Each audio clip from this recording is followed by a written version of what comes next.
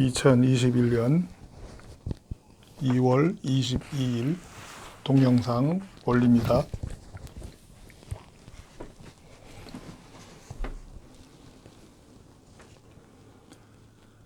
트럼프는 현대판 바벨탑을 건설 중이라는 제목을 보고 놀랐을 것입니다. 한 가지 더, 공산주의보다 더 악한 것이 자본주의입니다. 오늘 내용을 잘 시청하면 이 폭탄 선언들을 수긍할 것입니다. 트럼프는 적그리스도가 될 인물이다 라고 지난 동영상들에서 적그리스도 출현이라는 제목으로 4번에 걸쳐 올렸습니다. 오늘 동영상 이후에 지난 동영상들을 시청해야 이해가 더욱 쉬울 것입니다. 적그리스도가 세계를 통치하기 위해서는 정치적으로 힘이 있어야 합니다. 뿐만 아니라 경제적으로도 세계를 장악해야 합니다. 트럼프는 이미 정치적으로 세계를 압도하고 있습니다. 이제 그는 경제적으로도 세계를 장악하기 위해 넷사라 쥐사라를 시행할 것입니다. 넷사라 쥐사라는 현대판 바벨탑을 완성하기 위한 자본주의 경제 제도입니다. 창세기 11장에 기록된 인류가 하나님께 범죄한 바벨탑 사건을 간단히 설명하고자 합니다. 당시 인간들은 하나님과 관계없이 살 수 있다고 하면서 하나로 연합했습니다. 그리고 하나님과 관계없이 살 수 있다는 의미로 하늘에 계신 하나님을 대항하여 하늘 끝까지 탑을 쌓기 시작한 것입니다. 하나님은 진노하셔서 바벨탑을 허물고 인류를 땅끝 사방으로 흩어버리셨습니다. 바벨탑으로 인해 흩어지기 전에 인간들의 언어는 한 언어였습니다. 벌을 받아 언어가 여러 개로 갈라진 인간들은 뜻이 통하지 않으므로 다시 하나로 뭉치는 것이 어렵게 되었습니다. 이것이 바벨탑 사건입니다. 인간 중심의 인본주의로 충분하고 신본주의는 필요 없다는 것이 바벨탑 범죄입니다. 정치적으로 세계를 압도하는 트럼프는 자본주의 경제 제도인 넷사라 쥐사라를 통하여 경제적으로도 세계를 장악한 모습을 곧 드러낼 것입니다. 그는 넷사라 쥐사라를 통하여 인류 개개인에게 경제적 혜택을 줄 것입니다. 지금 이 동영상은 라나TV라는 유튜버가 올린 동영상입니다. 위의 내용 중 중요한 것 한 가지만 말씀드립니다. 그 한 가지는 인류 각각 개개인의 빚이 넷사라 쥐사라를 통하여 탕감된다는 것입니다. 아직 여러분은 실감나지 않을 것입니다. 아래의 이 기사는 JP 모건이 캐나다를 떠나면서 캐나다인들 중에 크레딧 카드를 소유하고 그 카드에 빚이 있는 사람들, 캐나디아 사람들에 한해서 모든 빚을 탕감해 주었습니다. 2019년 8월 달의 기사입니다. 정치적으로 그리고 경제적으로 힘이 있는 트럼프의 역량으로 이런 일이 분명히 일어날 것입니다. 그 자본은 이미 충분히 확보되었습니다. 바티칸 금 압수, 딥스테이트들의 숨겨놓은 돈 몰수, 사회 보물 등등 탕감해 줄 자본은 충분히 확보되었습니다. 아래 이 기사는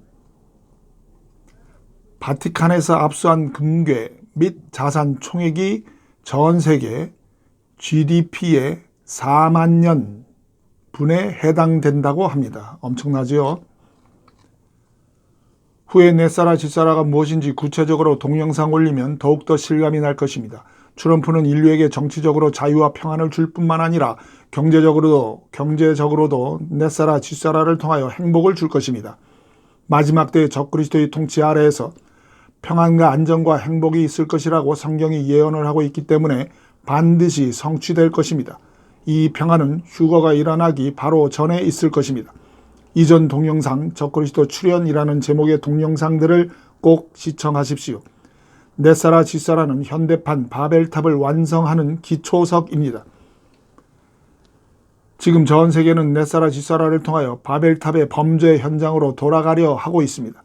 인류가 다시 바벨탑으로 돌아가는 것은 하나님이 진노하신다는 것을 기억해야 합니다. 인류가 평화롭게 연합하는 것이 왜 하나님의 진노를 부르는지 의문이 생길 것입니다. 이미 바벨탑 사건 속에 해답이 있는 것을 여러분이 아십니다. 인간이 하나님과 관계없이 살 수 있다라고 주장하는 인본주의가 신본주의를 주장하는 하나님의 심판을 부르는 것입니다. 인간의 생명은 존귀한 것은 사실입니다. 그러나 인간은 하나님과의 관계가 끊어지면 살 수 없습니다. 인간은 하나님 없이 살 수 없다는 진리를 모든 인간이 깨닫기를 원하십니다. 한 사람도 빠짐없이 깨닫기를 원하십니다. 그런데 자본주의 경제제도인 넷사라 쥐사라를 통해 인간의 삶이 경제적으로 혜택을 누리고 유복해지면 인간들은 하나님을 찾지 않을 것입니다. 인류는 하나님과 관계없이 살 수 있다고 자연스럽게 인본주의로 돌아갈 것입니다. 바벨탑으로 돌아갈 것이란 말입니다. 성경 역사는 인본주의는 패망하고 신본주의는 승승장구한다는 사실의 역사입니다. 하나님은 인간을 하나님의 영광을 위해 창조했다고 이사야서 43장 7절이 기록합니다. 하나님의 영광을 위해 창조된 인간들이 크게 오해하는 것이 있습니다. 인간 중심의 인본주의 사상에 가득 차 있기 때문에 인간 구원이 하나님의 목적이라고 오해하는 것입니다.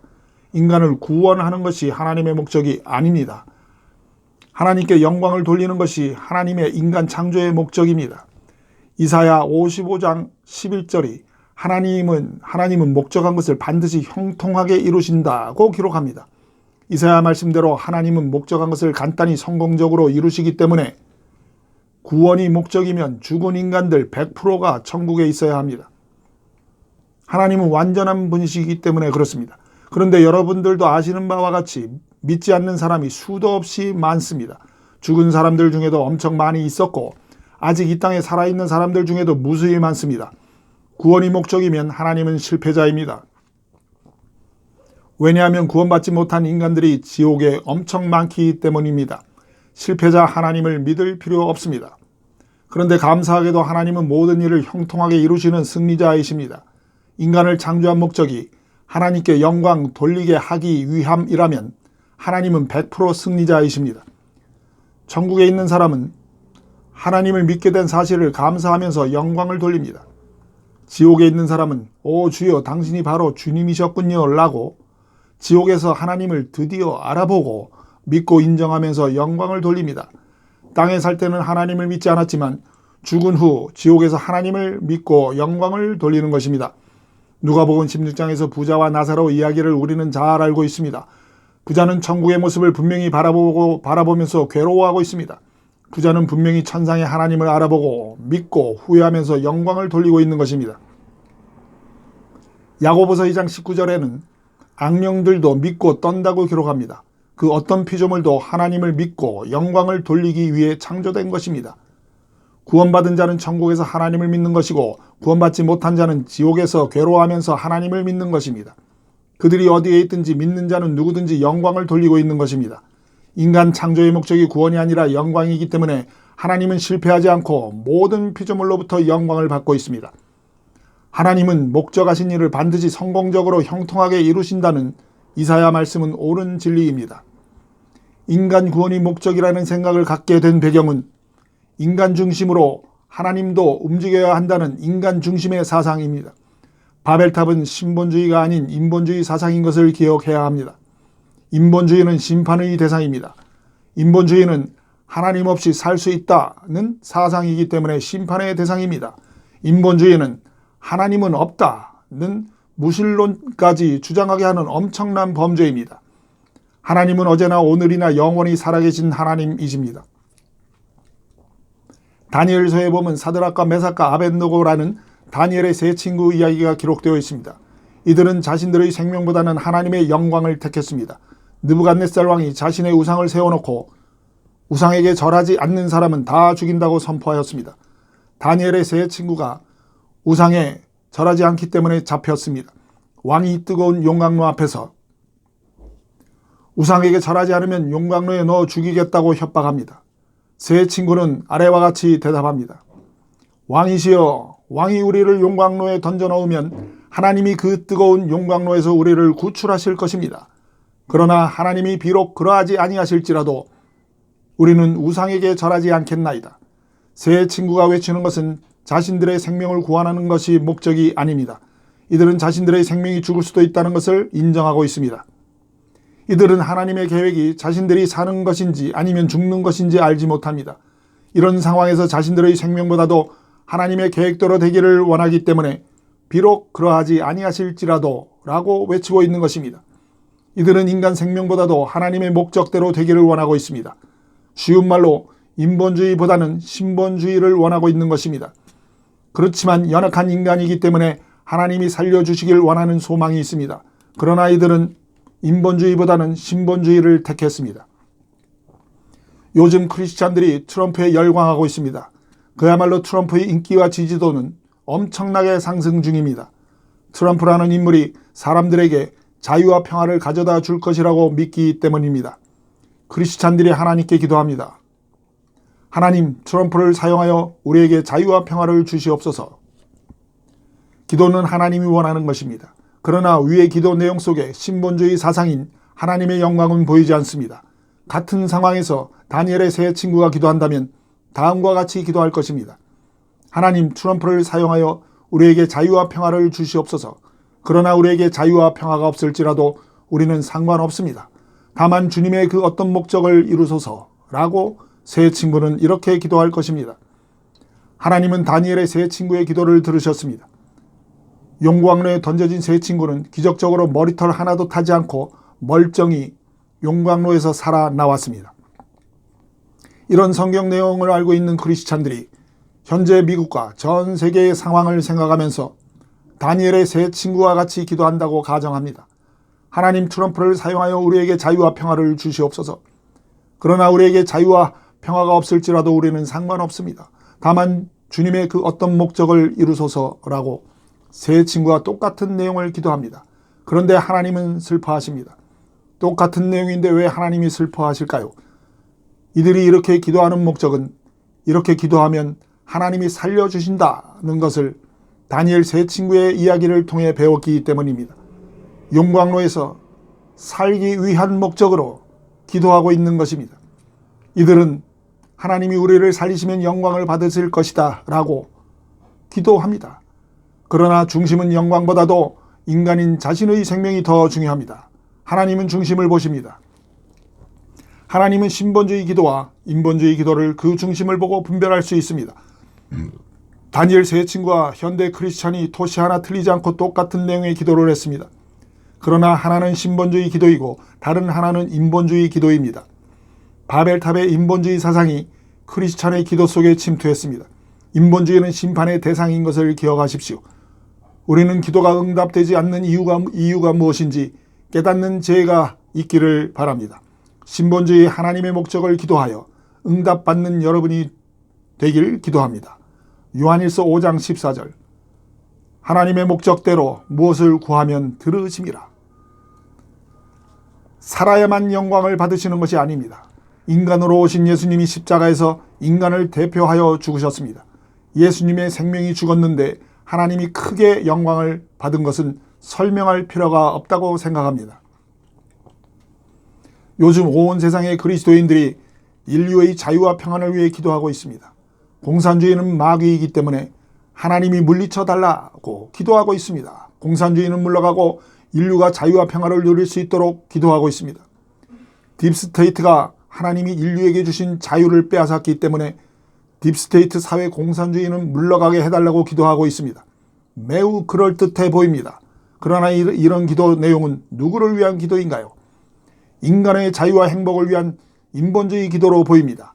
인본주의 냄새가 짙게 나고 신본주의 사상은 보이지 않습니다. 하나님은 인간을 위해 존재하는 도깨비 방망이가 아닙니다. 하나님은 금 나와라 뚝딱 하면 금이 나오는 도깨비 방망이가 아닙니다. 하나님이 인간을 위해 존재하는 것이 아닙니다. 이들은 인간은 하나님을 위해 존재한다고 신본주의 사상의 말은 합니다. 그러나 기도 내용을 들어보면 인본주의 사상으로 가득 차 있습니다. 기도 내용에 바벨탑 사상이 가득 차 있습니다. 말로는 하나님께 영광을 돌린다고 말은 합니다. 그러나 이들에게 비록 그러하지 아니하실지라도 라는 마음의 중심의 자세가 없다면 인본주의 기도입니다. 이것은 바벨탑 범죄의 인본주의 사상과 다를 바 없습니다. 심지어 인본주의 그 사상에 하나님을 도깨비 방망이로 끌어들여 인간 중심의 세상이 평화롭기를 원하고 있는 것입니다. 공산주의가 마귀 사상인 것이 맞습니다. 공산주의는 하나님이 주신 자유를 역행하는 마귀 사상인 것이 맞습니다. 그러나 인본주의는 공산주의보다 더 악합니다. 공산주의는 인간의 자유를 빼앗은 것이고 인본주의는 하나님의 목적을 빼앗은 것입니다. 공산주의는 인간을 해롭게 하는 것이고 인본주의는 하나님을 해롭게 하는 것입니다. 공산주의는 인간을 괴롭히는 것이고 인본주의는 하나님을 괴롭히는 것입니다. 하나는 인간과 관련된 범죄이고 다른 하나는 하나님과 관련된 범죄입니다. 공산주의는 인본주의를 괴롭히고 인본주의는 신본주의를 괴롭힙니다. 여러분은 어떤 범죄가 더 크다고 생각하십니까? 사실 둘을 비교하면 안 됩니다. 하나는 피조물 인간을 향한 범죄이고 다른 하나는 조물주 하나님을 향한 범죄입니다. 지금은 마지막 때입니다. 온 세상은 자본주의 경제 제도인 넷사라 지사라를 통하여 하나가 되려 하고 있습니다. 인류는 바벨탑처럼 하나님 없이 평안할 수 있다는 자본주의의 뿌리를 둔 인본주의 사상으로 하나로 뭉치려 하고 있습니다. 각 나라 지도자들 중에는 딥스테이트가 많이 있습니다. 이들이 지도자의 자리에서 물러나고 있습니다. 지금 이 기사는 네덜란드, 독일, 이태리 총리 또는 수상들이 사퇴한다고 기사가 올라와 있는 것입니다. 이 외에도 적어도 5, 6개의 나라의 지도자들이 사퇴한다고 발표했습니다. 이들의 약점을 쥐고 있는 트럼프가 조치를 취하고 있는 것입니다. 넷사라 쥐사라를 시행하기 위해 조치를 취하고 있는 것입니다. 여러 나라들에서 지도자들이 물러나고 있는 것은 넷사라 쥐사라를 시행할 시점이 눈앞에 와 있다는 증거입니다. 인류는 넷사라 쥐사라를 통하여 아주 풍요로운 경제를 맞이할 것입니다. 이 분위기는 하나님 없이 평안하게 살 수 있다는 바벨탑입니다. 마지막 때의 적그리스도를 통하여 그 어떤 때보다도 평안과 안정과 행복이 올 것이라고 성경은 예언합니다. 그러나 그 완전해 보이는 평안이 있을 때 심판이 있을 것이라고 또한 성경은 예언합니다. 데살로니가전서 5장 3절은 종말에 관한 문맥입니다.